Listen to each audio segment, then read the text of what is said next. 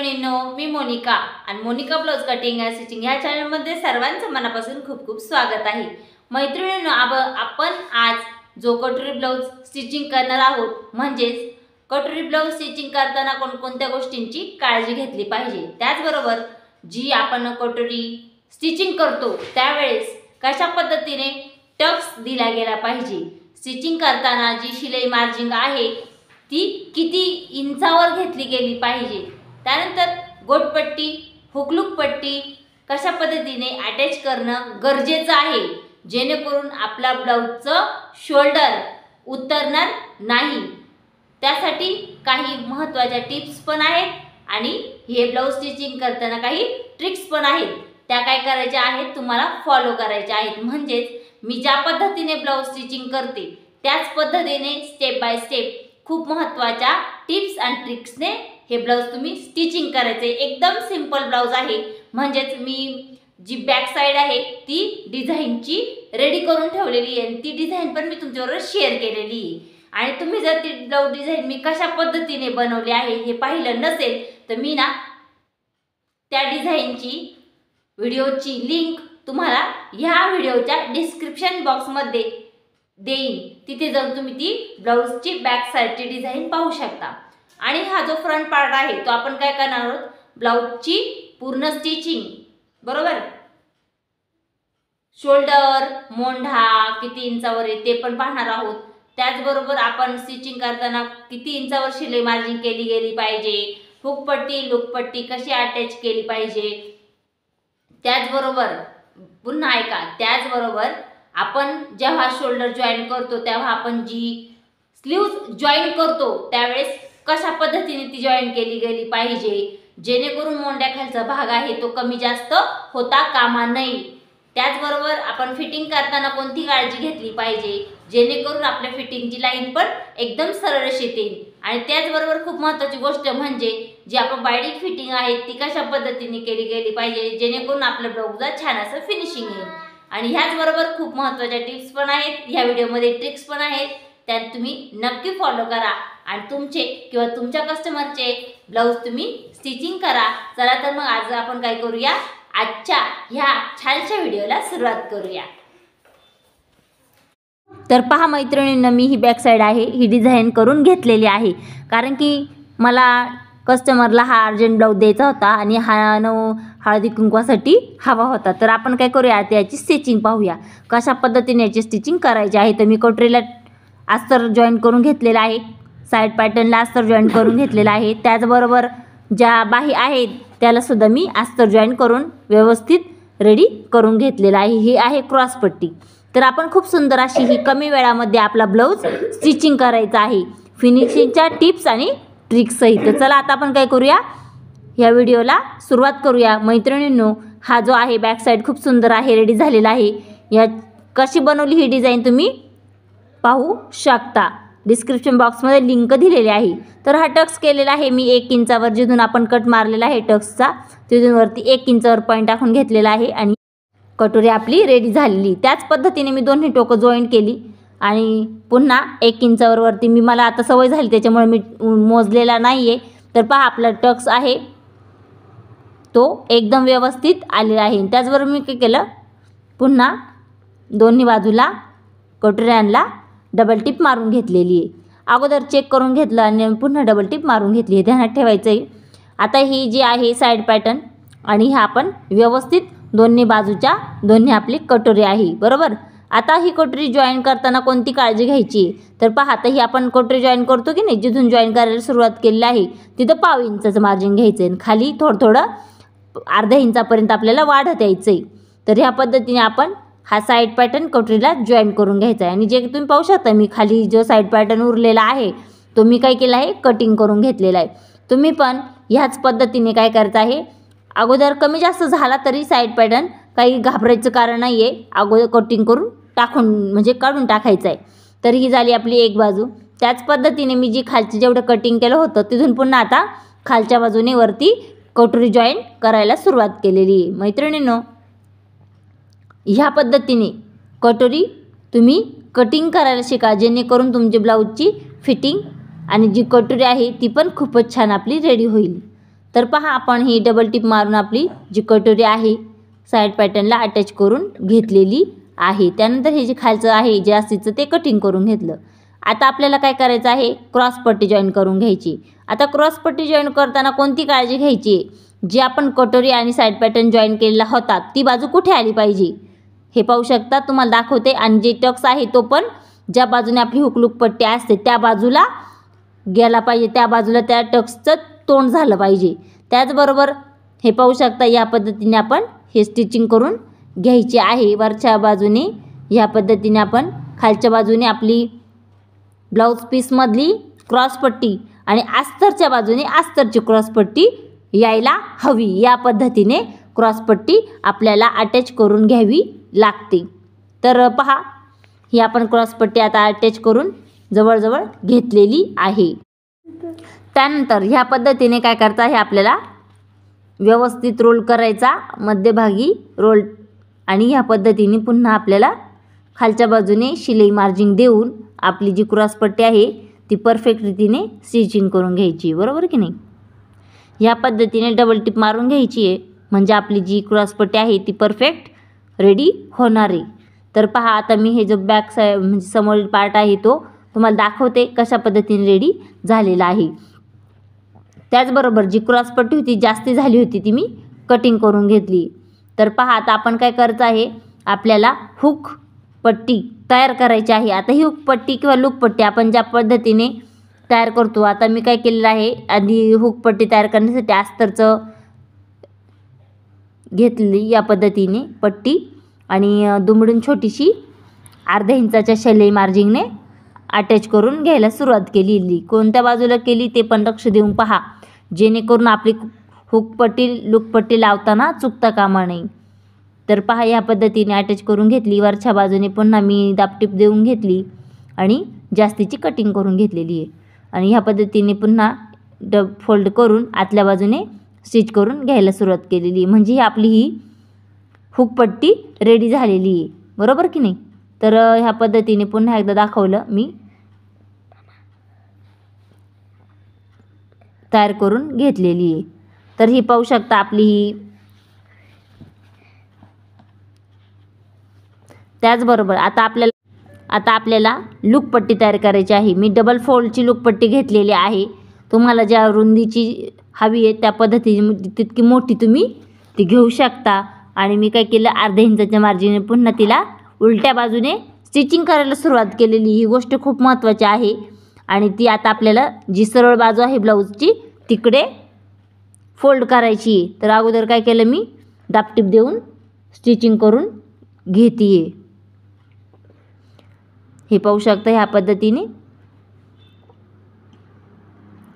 त्यानंतर पुन्हा मी छोटंसं फोल्ड केली आणि पुन्हा मी जिथं आपण शिलाई मार्जिंग दिलेली होती, शिलाई मारली होती, तिथं काय केलं आहे, व्यवस्थित 5 नंबरच्या टिप देऊन मी ती लूक पट्टी अटॅच करून घेतलेली आहे. जेणेकरून आपण नंतर लुक्स तयार केल्यानंतर आपण ते 5 नंबरची जी टिप आहे ती उठसून काढू शकतो, म्हणजे ती व्यवस्थित करू शकतो. तर पहा आता आपण काय करायचं आहे, आपल्याला हुक लूक पट्टी कमी जास्त आहे का ते चेक करायचे. तर पाहू शकता आपली एकदम किंचित थोडीशी कमी होती, एक जास्त होती आणि कमी होती. तर पहा आता गळ्याचा आकार पण चेक केलेला आहे, व्यवस्थित आहे का, गोलाकार दिसतो का, तर तो पण व्यवस्थितच होता. त्याच्यामुळे आता आपल्याला काय करायचं आहे, गळ्याला गोट मारून घ्यायचा आहे. तर गोट मारताना मी काय केलं आहे, ब्लाऊज पीसमधली जी पट्टी आहे पीसाची ती कटिंग करून घेतली, तिला ह्या पद्धतीने डबल फोल्ड करून घेतली. आणि आपण आता ह्या जो ब्लाऊज आहे तिला आपण सरळ पट्टीचाच गोट मारून घेणार. पट्टी रेडी करून झाल्यानंतर मी काय केलं, ती पट्टीला छोटे छोटे म्हणजे मी कटिंग करून घेतली. खूप मोठी साईजची होती ना, मग मी काय केलं, तिची साईज कमी करून घेतलेली या पद्धतीने. आणि आता आपण गोट मारायला सुरुवात करूया. तर ह्या पद्धतीने गोट मारताना कोणती काळजी घ्यायची लक्ष देऊन पहा. मी कशा पद्धतीने हा गोट मारून घेते, पाव इंचाच्या शिलाई मार्जिंगने. आणि जास्तीचं गोट कटिंग करायचा आणि आतल्या बाजूने फोल्ड करून या पद्धतीने स्टिच करून घ्यायचं आहे. आता हा गोटचे जे जास्तीचे म्हणजे धागेदोरे दिसतात ना, ते काय केलं, मी थोडे थोडे साळून घेतली आणि त्यानंतर छोटे कट्स मारून घेतले, जेणेकरून आपली जी गोटपट्टी आहे ती परफेक्ट आपली रेडी पाहिजे. म्हणजेच जी गोट आहे तो आज कसा असतो एकदम पायपासारखा एकदम छान असा गोल रेडी व्हायला पाहिजे. यासाठी या पद्धतीने काय केलं आहे मी, गोटपट्टी आपली पूर्ण आता स्टिचिंग करून एक बाजूची झालेली आहे. तर पाहू शकता किती छान अशी गोटपट्टी रेडी झालेली आहे आणि आपण खूप छान अशी आपली ब्लाऊजला गोट मारून घेतलेला आहे. त्याच पद्धतीने गोटपट्टी तयार करून पुन्हा एकदा दुसऱ्याही बाजूने आपण काय करूया, गोटपट्टी अटॅच करून घ्यायला सुरुवात केलेली आहे आणि ती पण मी पाव इंचाच्याच शिलाई मार्जिनने स्टिचिंग करून घेतली आणि नेहमीप्रमाणे जास्तीचे जे धागेदोरे आहेत ते कटिंग करून घेतले, छोटे छोटे कट्स देऊन घेतले आणि ह्या पद्धतीने आतल्या बाजूने ती पट्टी फोल्ड करून मग जी मध्ये खाचा असते आपण शिलाई मार्जिन दिलेली तिथेपासून आपण व्यवस्थित त्या खाचेमध्ये आपण शिलाई करून घ्यायची. ही का करायची आहे तर आपली गोट पलटू नये जेव्हा आपण खाचेमध्ये. आणि पाहू शकता आपल्या ब्लाऊजचा जो आकार आहे गळ्याचा तो पण खूप सुंदर असा रेडी झालेला आहे. आता आपण काय करूया, जी बॅक साईड अगोदर तुम्ही काय म्हणता की ज्यावेळेस आपण ब्लाऊज स्टिचिंग करतो त्यावेळेस पुढचा भाग जास्त होतो आणि मागचा भाग कमी पडतो. पुढचा भाग जर जास्त किंवा मागचा भाग जास्त झाला तर मागं घोळ येतो आणि पुढचा भाग जास्त झाला तर पुढच्या बाजूला घोळ होतो. पण तर मी चेक करून घेतला, आता हा ब्लाऊज आपण पुढचा भाग तर रेडी करून घेतला आहे, मग मी चेक करून घेतलं थोडंसं जास्तीचं होतं की नाही, ती काय केलं मी कटिंग करून घेतले. मी माप मोजले, माझे फिटिंगची घडी आहे 10ची माप आहे माझं 8.5चं फिटिंगचं आणि त्या पद्धतीने मोजून जास्तीचं होतं ते कटिंग करून घेतलं. आणि शोल्डर जॉईन करताना आपण खांद्याच्या बाजूने आणि मोंढ्याच्या बाजूने एक समान अंतरावरच आपण काय करणार आहोत, शोल्डर जॉईन करून घेणार आहे. शोल्डर जॉईन करताना 2 ते 3 टिपा जास्तीच्या शोल्डरवर दाबून द्यायच्या आणि आपलं शोल्डर एकदम पॅक फिटिंग करून घ्यायचं आहे. ह्या बाजूने पण तीच स्टेप फॉलो करायची आणि त्यानंतर आता आपण चेक करायचं शोल्डर जॉईन केल्यानंतर. तर पहा थोडंसं जास्तीचं होतं बॅक साईडला ह्या बाजूने, ते मी काय केलं आहे कटिंग करून घेतले. ह्या बाजूने चेक केलं पण ह्या बाजूने एवढं काही दिसत नव्हतं त्याच्यामुळे मी ह्या बाजूने चेक केलेलं नाही. आता आपल्याला काय करायचं आहे ते ही गोष्ट लक्षात ठेवायची, आपलं शोल्डर मोजून घ्यायचं आहे. 3 इंचापेक्षा जास्त भरलं तर आपल्याला काय करायचं ते कटिंग करून घ्यायचं आहे. ह्याही बाजूने काय करते मी त्याच पद्धतीने चेक करून घेते. 3 इंचापेक्षा जेव्हा जास्त भरतं त्यावेळेस आपल्याला ते थोडंसं कटिंग करून घ्यावं लागतं. ही खूप महत्त्वाची टिप्स आहे मैत्रिणं, ती फॉलो करा, त्याच्यामुळे तुमच्या ब्लाऊजचं पण व्यवस्थित शिलाई मार्जिन रेडी होणार आहे. तर पहा आता मी चेक करते मला कोणत्या बाजूने बाही स्टिचिंग करायची. आता मला बाही तर मागच्या बाजूने सुरुवात करायची, मग मागच्या मोंड्याचा आकार समोरच्या मोंड्यापेक्षा थोडासा अर्धा इंचाने जास्त असतो आणि मी चेक पण केलं माझी बाही उंची जेवढी होती ना त्याच्यापेक्षा व्यवस्थित तेवढे माप आहे का, थोडीशी बाही उंची जास्त झाली होती, मग मी राऊंड शेपमध्ये कटिंग करून घेतली. पुन्हा दाखवते मी तुम्हाला. तर मागच्या बाजून सुरुवात करायची होती म्हणून मी काय केलं, अगोदर जी बाही आहे ती चेक करून घेतली परफेक्ट बसते का, आता बसत होती, परफेक्ट होती आपली बाही कटिंग केलेली. म्हणजेच आपलं बाहीचं मेजरमेंट हे एकदम परफेक्ट आपण कटिंग केलेलं होतं. तर त्याच पद्धतीने मी काय केलं, अगोदर चेक करून घेतली मोंड्याखालची बाजू कमी जास्त भरते का, तर हो थोडीशी ही जास्त होती, जी जास्त आहे ती काय केलं मी कटिंग करून घेतली. त्याच पद्धतीने दुसरी स्टेप फॉलो करायची. मोंड्याखालची बाजू आहे म्हणजेच आपण बाही जॉईन केल्या अगोदर जी स्टेप आहे ती ही जास्तीचं मोंड्याखालचा भाग मोजून घ्यायचा मागचा पुढचा आणि जास्तीचं आहे ते काय करायचं कटिंग करून घ्यायचं. तर मी पहा दोन्ही बाजू कटिंग करून घेतल्या जे जास्ती होत्या त्या. त्यानंतर आता मी बाही अटॅच करायला सुरुवात करणार आहे. तर बाही अटॅच करताना कंप्लीट आपण अर्ध्या इंचाच्या शिलाई मार्जिननी मी तर स्वतः काय करते, कस्टमरचाच ब्लाऊज आहे हा आणि हळदी कुंकवासाठी त्यांना घालायचं आहे, त्यासाठी आपण हा ब्लाऊज रेडी करतो आहे. मी काय केलेलं आहे अर्ध्या इंचाच्या शिलाई मार्जिननी टिप मारून घेतली आणि पुन्हा एकदा काय करते मी बाहीला डबल टिप देऊन घेते. डबल टिप का द्यायची आपल्याला, तर आपली जी ब्लाऊज आहे तो खूप काळ टिकण्यासाठी, खूप दिवस व्यवस्थित राहण्यासाठी आपण टिप द्यायची, डबल टिप मारायला विसरायचं नाही. त्याच पद्धतीने आपण दुसऱ्या बाजूला काय करूया, बाही जी जास्तीची थोडीशी होती ती कटिंग करून घेतली आणि पुन्हा स्टिचिंग करायला सुरुवात केली. तर पहा आता आपण ह्या पद्धतीने आपली ही पण बाही आता स्टिचिंग करून घेऊयात. एकदम व्यवस्थित ब्लाऊजला घोळ न येता, ब्लाऊजमध्ये कोणताही बाजू जास्तीची अटॅच न होता आपल्याला काय करायचं आहे, व्यवस्थित आपली बाही शिवून घ्यायची आहे. तरी आपण काय करतो, आता बाही आपली ती स्टेप फॉलो करायची. पुन्हा एकदा आपण ह्या बाहीला डबल टिप देऊन घ्यायला सुरुवात केलेली आहे. आता आपल्याला काय करायचं आहे, एक लक्षात ठेवायचं आहे, आपलं जेवढं बाहीचं मेजरमेंट आहे तेवढं व्यवस्थित आलेलं आहे का ते पण आपल्याला चेक करायचं आहे. बाही अटॅच केल्यानंतर 4.25ची बाही होती आपली, परफेक्ट तेवढी झालेली होती. त्याच पद्धतीने मी दुसरी पण बाही चेक करून घेतली, बरोबर आहे का. तर ह्या पद्धतीने ती पण बरोबर होती, त्याच्यामुळं व्यवस्थितरित्या आपली बाही जॉईन झालेली आहे. आता मला करायची ब्लाऊजची कव्हर शिलाई. तर दोन्ही बाजू मी काय केल्या, मागच्या पुढच्या सरळ धरल्या आणि कव्हर शिलाई द्यायला सुरुवात केलेली. त्या अगोदर आता मला काय करायचं आहे, बाहीची कव्हर शिलाई करायची. मग मी काय करते, जो मापाचा ब्लाऊज आहे तो काय केला, व्यवस्थित धरला आणि पुढे 1.5 इंचाचं शिलाई मार्जिन सोडून जास्तीचं जे होतं तिथं मी स्टिचिंग करून घेतलं आणि ते ह्या पद्धतीने बाहीचं कटिंग करून घेतले. त्याच पद्धतीने पुढच्याही बाजूला आपल्याला काय करायचं आहे, खालच्या बाजूने कमरेपासून शिलाई द्यायला सुरुवात केलेली आहे आणि त्यानंतर जे जास्तीचं होतं ते मी कटिंग करून घेतलं. आता मला माहीत होतं त्या बाहीपर्यंत जास्तीचं बाही किती येते, बरोबर की नाही. मग मी त्यानुसार काय केलं, स्टिचिंग केलं आणि जास्तीची जी होती मार्जिन ती काय केली, कटिंग करून घेतली.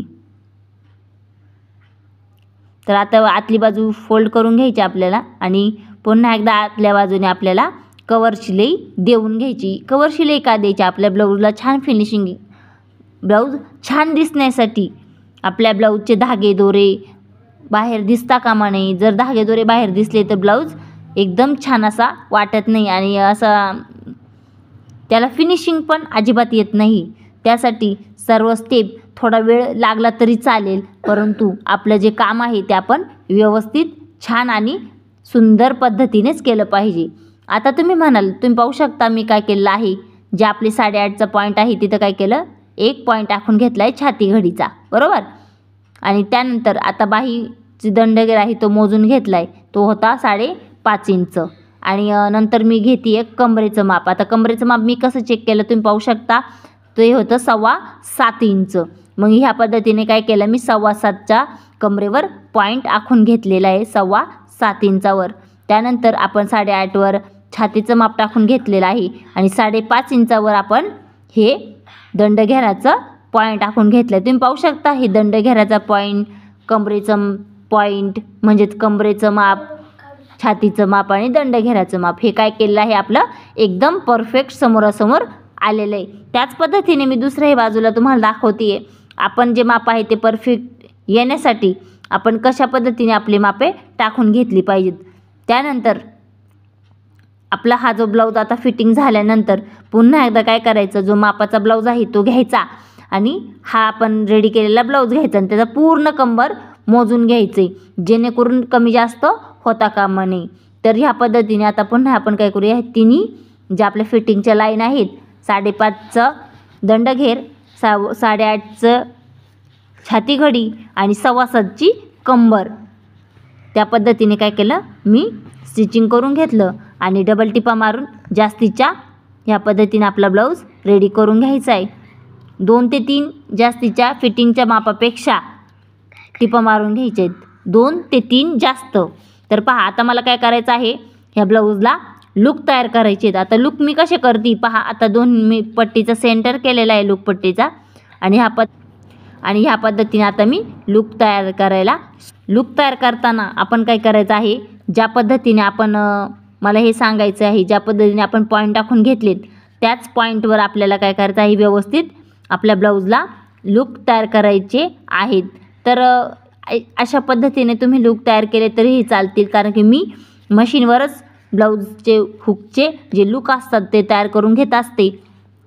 म्हणजे जे आपण हाताने जे लूक तयार करतो ना ते आणि हे त्याला जास्त वेळ लागतो हाताने तयार केले त्याला, आणि आपण ह्या पद्धतीने जेव्हा आपण मशीनवर लूक तयार करतो त्यावेळेस काय होतं, कमी वेळ लागतो, म्हणजे आपल्या कमी वेळात जास्त काम होतं. तर पाहू शकता आपले हे पूर्ण 5 लूक तयार करून झालेत आणि मी तुम्हाला आता आपला ब्लाऊज दाखवते कशा पद्धतीने हा ब्लाऊज आपला रेडी झालेला आहे.